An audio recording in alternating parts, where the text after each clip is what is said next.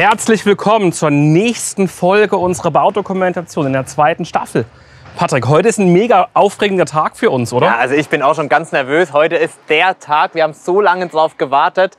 Ach, es ist einfach heute, das ist die Folge, auf die hat jeder gewartet, glaube ich. Das ist das Ereignis. Vor allem dürfen wir dann auch endlich drüber reden, was passiert bei der Achterbahn. Das war immer ein Riesengeheimnis. Wer darf es wissen, wer darf es nicht wissen?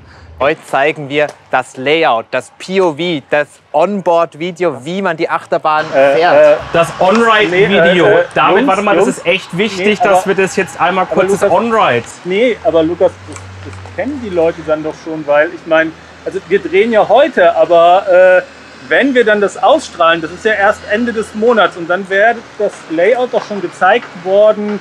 Also wir werden es schon gezeigt haben werden, es wird schon gezeigt worden sein. Gezeigt haben werden, gezeigt. Also Ich habe den Futur 2 noch nie verstanden.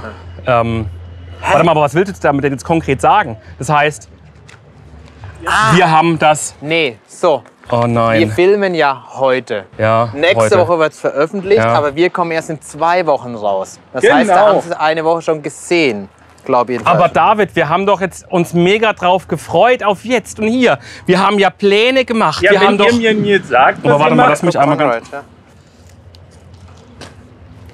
Hier steht's auch. Oh, das ist so ein Scheiß.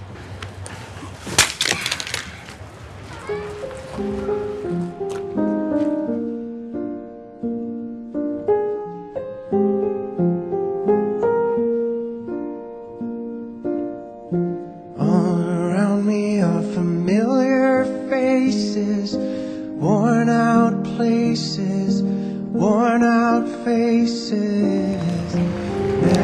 Der ganze Drehplan für den Sack. Wir machen uns monatelang Gedanken über die Ideen und dann kommt David, zerstört einfach Schuld? alles. Ihr habt mir gar nicht gesagt, was ihr vorhabt. David, denk doch mal einmal ein bisschen mit, die Emotionen dahinter, weil es interessiert dich alles gar nicht. Ja, doch, wir brauchen doch jetzt, was machen wir jetzt die Folge? Das ist mir gerade egal. Mach doch bitte einfach such mal. doch Leute auf der Nein, Baustelle. Genau. Also Mach ich jetzt hab mal. keinen Bock. Ich habe auch keinen Bock mehr. Das ist so, wir machen uns da Gedanken. Mach du Ohne- jetzt aber dein ohne Ding. euch, wie soll ich das jetzt machen? Such dir Leute auf der Baustelle, Patrick, wir Coco gehen, bleibst wir gehen Wo soll ich denn jetzt rutschen. hier Leute und mach das herkriegen? Feuer aus. Denk ans Feuer. Leute, Julien! Gott sei Dank, ey. Du bist meine Rettung. Erzähl uns doch mal in deinem Bereich, was J'ai pas le temps moi d'être devant une caméra toute la journée, je dois aller bosser là-haut. Oh Mist, ich kann doch kein Französisch. Kannst du bitte irgendwas ganz kurz erklären? Là tu vois, maintenant il y a le bâtiment pour faire la maintenance des wagons. On est en train de finir pour que quand le parc il ouvre de nouveau tout ça prêt et le reste, ben voilà, il reste plus que l'échafaudage. Et après un peu dehors et après on est bon. Allez, hein, à plus. Oh, David, warte mal. David, oh ja, oh, zum Glück treffe ich dich gerade. Patrick und Lukas spielen gerade mal wieder beleidigte Leberwürste. Kannst du uns sagen, was ihr jetzt gerade baut? Das Neuruster Einkaufszentrum, siehst du das nicht? Nee, so hat es nicht gemeint. Einfach nur kurz, wie ist aktuell der Baufortschritt? Also, Hauptgebäude, Kroatien, neuer Bahnhof von der neuen Hauptattraktion von der Achterbahn. Wir sind mittendrin, der Ausbau beginnt gerade und der Rohbau ist zu 95% fertig. Okay?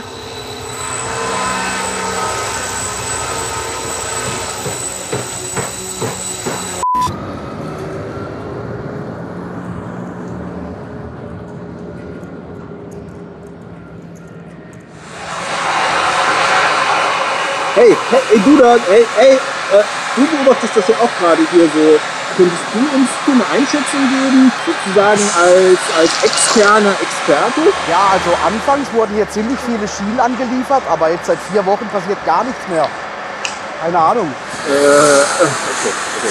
Pass auf, wir machen das anders. Also, du hast jetzt die exklusive, einmalige Chance deines Lebens, mir bzw. dem ganzen Baudoku-Team eine Frage zu stellen. Das, was du schon immer von uns wissen wolltest. Die ultimative $1-Million-Frage, die alle Fans umtreibt.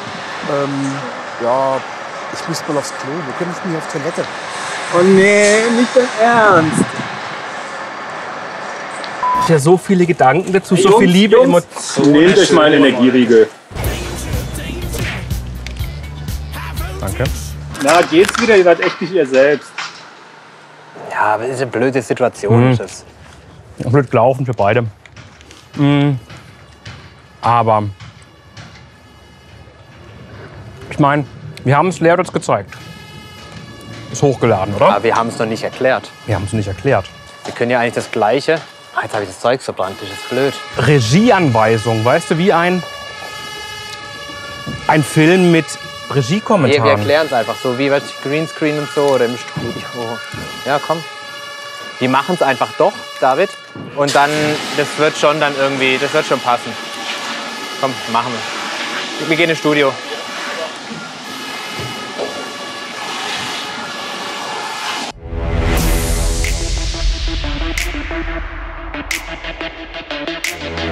Herzlich willkommen zur Folge 172. Wie beginnt man so ein Twitch-Ding, wenn man da was kriegen?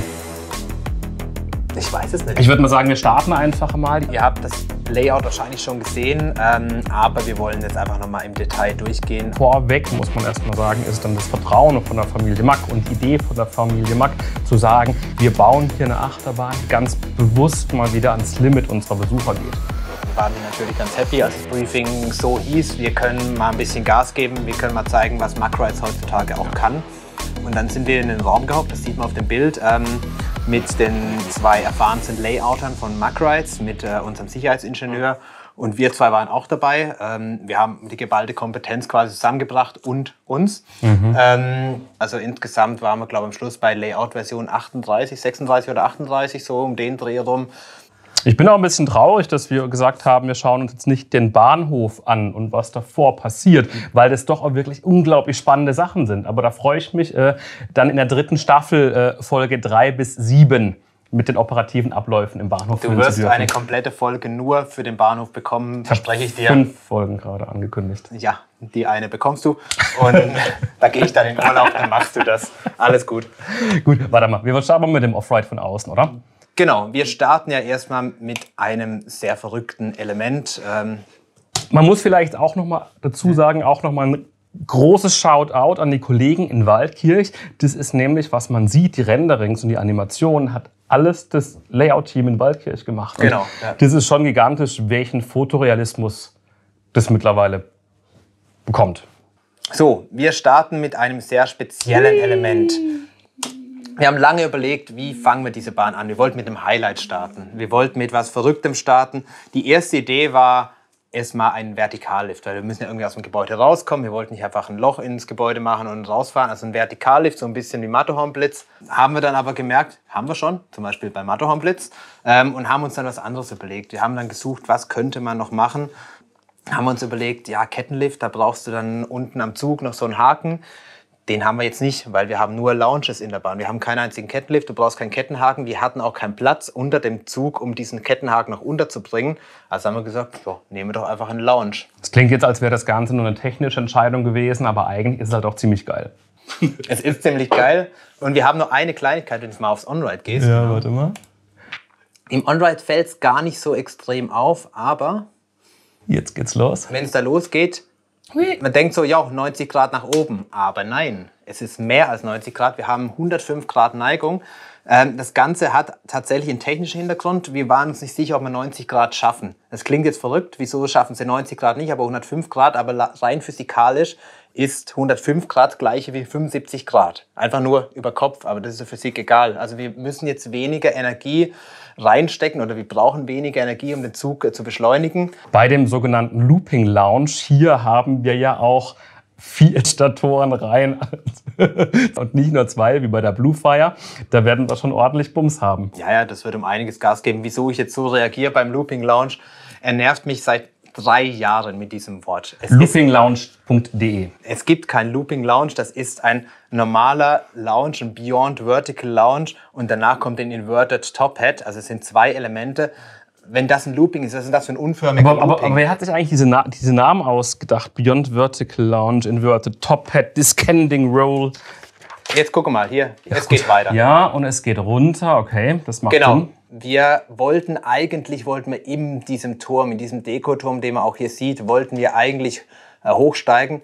Aber das Lichtraumprofil von diesem Zug, das ist so breit, dass es das einfach den Turm komplett unförmig gemacht hat. Deshalb haben wir gesagt, wir lassen den Turm sein, gehen dahinter hoch, fahren aber unten einmal durch und dann in diese Rolle. Und hier sieht man auch auf dem On-Ride, sieht man ja auch wirklich die Notwendigkeit der Stützen auf dem Dach. Wir standen vor 2, 3 Folgen, standen wir einmal oben, haben uns die ganzen Ankerpunkte angeschaut. Hier sieht man sie, wir sind wirklich direkt über dem Stationsgebäude. Dann kommen wir relativ schnell in den Garten rein. Das ist hier, landen wir mit dieser Rolle in diesem Garten. Das hier wird toll. Da wird ein bisschen Airtime. Das ist ein sogenannter Airtime-Dip. Also ist so ein kleiner Hügeldip, ist ein Mini-Hügel. Also -1G heißt einmal dein Körpergewicht drückt dich nach oben. Ich dachte erst, du verarscht mich. Ich habe mich ja nicht beschäftigt, wer den Immelmann erfunden hat, aber dass der Kollege Max heißt, wusste ich nicht. Und ich dachte, das ist einer von den marxischen Fakten, dass er einfach irgendwas sagt, aber nein, da hieß er wirklich Max. Nee, es gibt tatsächlich einen Max Immelmann, ein Pilot. Ist auch der Immelmann eine bekannte Kunstflugfigur. Das ist ein halber Looping und dann eine halbe Rolle. Beim Kunstflug bleibst du auf der Höhe, weil du da halt einen Antrieb hast im Flugzeug. Bei uns gehst du dann runter, es interessiert dich nicht. Und sieht man hier, nein, aber das erzähl ruhig weiter, es sieht wunderschön aus. Genau. Jetzt sind wir da wieder so. Wir haben hier einen zweiten Immelmann. Looping wäre noch platzsparender, aber dann würden wir auf der falschen Seite wieder rauskommen. Also ein Immelmann ist ganz praktisch, um die Richtung zu wechseln und möglichst wenig Platz zu verbrauchen. Deshalb haben wir gleich zweimal eingebaut. Haben wir auch genug von dem Herrn Immelmann besprochen und wir gehen einmal weiter in einen Lounge. Das gefällt dir doch. Das gefällt mir am besten, weil das ist natürlich nicht nur ein Lounge, das ist auch ein Blockabschnitt. Um nämlich auf unsere Kapazität von 1600 Personen die Stunde zu kommen, brauchen wir ordentlich Blöcke im Hintergrund. Block bedeutet, in jedem Block darf immer nur ein Zug sein. Und je das der erfahrene Achterbahnfahrer bestimmt weiß. Ja, aber wir müssen ja ein Gesamtpublikum ansprechen. Und kommen zu einem Element, den, glaube ich, Patrick ziemlich toll findet. Ja. Wir beobachten einfach mal Patrick und gucken es uns einmal an und wir kommentieren erst danach. Gib mir Mühe.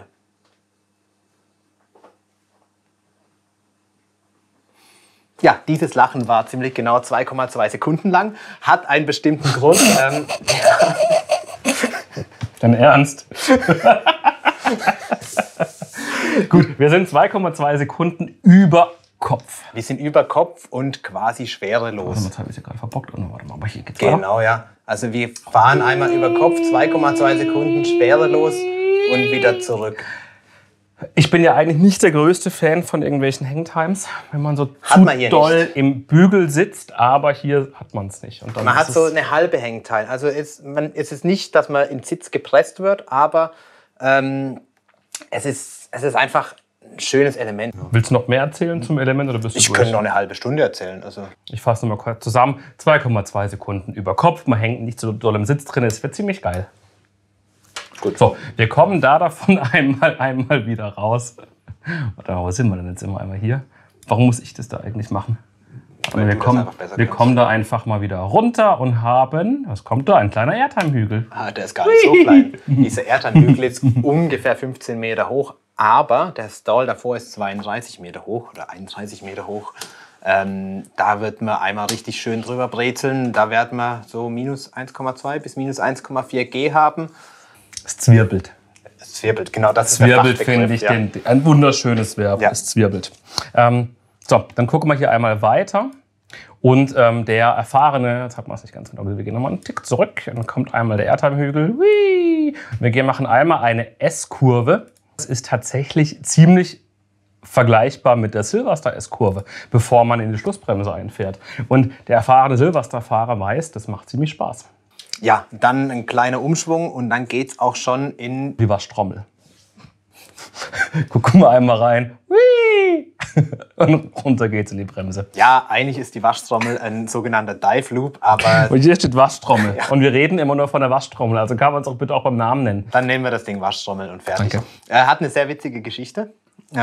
Eigentlich war die Waschtrommel mal eine ganz normale Kurve, also ein sogenannter Helix. Wir wollten eigentlich um den Tophead rum noch einen Helix machen und dann in diese Bremse, die wir da schon sieht, eintauchen. Haben wir gemerkt, wir haben wenig Platz. Dann haben wir die Kurve immer weiter aufgebaut und aufgestellt. Und irgendwann waren wir bei 90 Grad und dann war die Kurve halt eine stehende Kurve. Und dann landen wir bei unserer Waschtrommel. Genial finde ich halt natürlich auch dann die Kreuzung von Zügen, die man hier auf der Simulation sieht. Bin echt mal gespannt, wie das dann in der Realität wird. Jetzt ist es gleich schlecht, wenn du da vorwärts und rückwärts. Ja, wir lassen es ja jetzt. Okay. Wieder. Dann kommen wir in die Bremse. Ich glaube, da erzählen wir noch gar nicht wirklich was. Nee, da spulen wir auch direkt mal weiter. Warte mal. Jetzt hat sich hier dann die Drehweiche ausgedreht und launcht einmal rückwärts. Rückwärtsfahrten, der erfahrene Euromir-Fahrer mag das vielleicht bestätigen. Rückwärtsfahrten sind ja nicht für jeden was. Also wir hatten ein Layout, da waren wir um die 20-25% der Bahn rückwärts. Kann man machen, aber ist uns dann doch ein bisschen zu heikel gewesen, weil doch viele Rückwärtsfahrten nicht vertragen. So haben wir ein kleines bisschen Rückwärtsfahrt drin, aber der Großteil ist natürlich vorwärts. Und hier schießt es auch schon wieder ab auf unseren Tophead. Gibt es diverse Male auf der Welt, aber dennoch bin ich der Überzeugung, dieser Tophead wird was ganz Besonderes werden. Man sieht es auf dem On-Ride ja auch schon, was für eine phänomenale Aussicht man da hat. Man kann quasi allen ankommenden Fahrzeugen einmal winken. Topheads ist auch was, das macht man eher mit kurzen Zügen. Mit langen Zügen geht es auch, aber je kürzer der Zug ist, desto knackiger kann der Tophead sein, desto enger kann das sein. Geht ja auch wirklich um diesen kurzen Moment, wo man oben meint, man könnte fast stehen bleiben und schafft es dann aber doch und geht langsam rüber. Und diesen Moment, den mag ich so, weil das kann man einmal innehalten, man kann einmal genießen, man kann einmal die Aussicht einfach mal begutachten. So, wir fahren einmal weiter, gehen einmal runter mit dem Offride und haben hier noch einmal ein bisschen Airtime. Mehr muss man dazu eigentlich nicht sagen. Jetzt kommen wir zu einem unglaublich spannenden Element, wo ich glaube, wo wir Ist das dein Lieblingselement? alle gespannt sein werden. Es kommt drauf an. Wenn sie scheiße fährt, darf ich sagen, es ist mein Element, es ist geil, dann nimmt er wieder jede Credits dafür. Nee, für das nicht. Das kam tatsächlich hauptsächlich aus deiner Feder, meine ich. Also das war deine Idee, dass wir da nochmal so... Einfach, weil wir selber nicht alle wissen, wie sie es fährt, sagen wir einfach, es ist ein Gemeinschaftsprojekt. Okay, ja, kann ich mitleben. Wir wissen wirklich nicht, wie sich das Element fährt. Das gibt es so auf der Welt noch nicht. Es ist eigentlich ein Banked Stall, nennt sich das. Also einmal die Schiene seitlich gedreht, obwohl du geradeaus gehst. Aber wir bleiben halt nicht geradeaus. Wir ziehen den Wagen gleichzeitig weg. Das heißt, wir haben eigentlich Airtime, aber nicht nach oben, sondern zur Seite. Und keine Ahnung, wie das sich fährt. Genau, also von den Werten her alles safe, alles in Ordnung, aber eben dann für die Empfindung, für dieses Gefühl, dafür gibt es eben keinen Garant. Das kann man eigentlich schlecht berechnen. Da geht es halt wirklich nur um die Erfahrung der Layouter und ich glaube, da sind wir sehr, sehr stolz, dass wir da auf so viel Erfahrung und Expertise aus dem Hause Mack Rides zurückgreifen können. Jedenfalls vorbei an dem Ejection Drifter. Schöner Name, richtig schön. Ja, wer kam denn auf den Namen? Eigentlich dachte ich, das heißt Track Drifter, weil wir über den Fahrtrack driften. Ja, zum nächsten Element, der Double Up. Wir haben eine Bremse in der Strecke drin, die kommt dann nach diesem Double Up und da muss man irgendwie hochkommen auf die 20 Meter Höhe. Also man hätte einfach so machen können. Wir hätten einfach so machen können, aber eine gerade Schiene ist eine schlechte Schiene, außer eine Bremse drauf. Deshalb haben wir ein Double Up gemacht, also quasi ein Hügel in zwei Hügel unterteilt. Das heißt, man hat Lastwechsel plus 4G, minus 1G, plus 3G, minus 0,8G, also immer so hin und her. Das ist jetzt viel zu nerdig. Es wird cool werden, es wird sich geil fahren, man fährt dann da oben hin, dann macht es einmal, bevor man dann da auf die Bremse kommt. Wie macht es nochmal? Ja.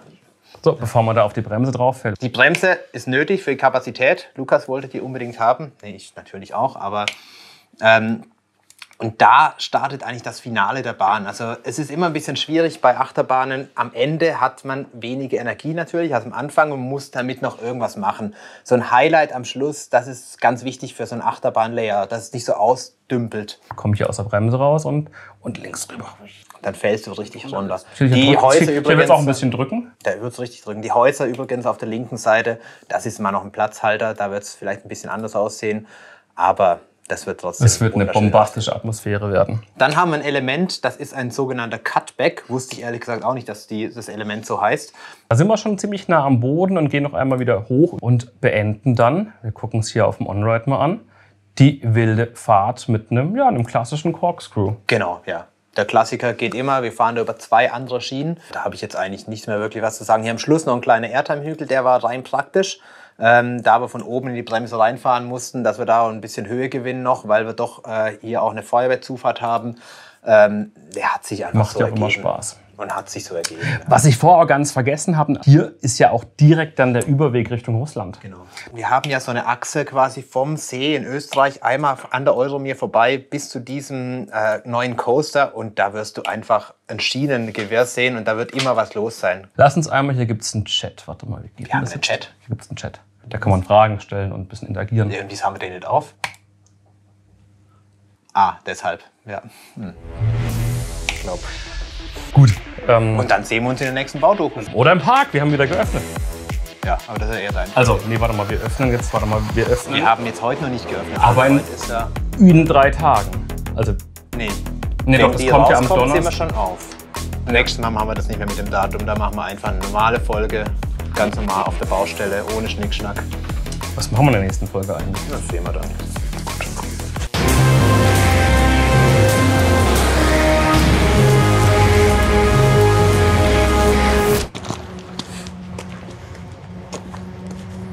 Ich sag das.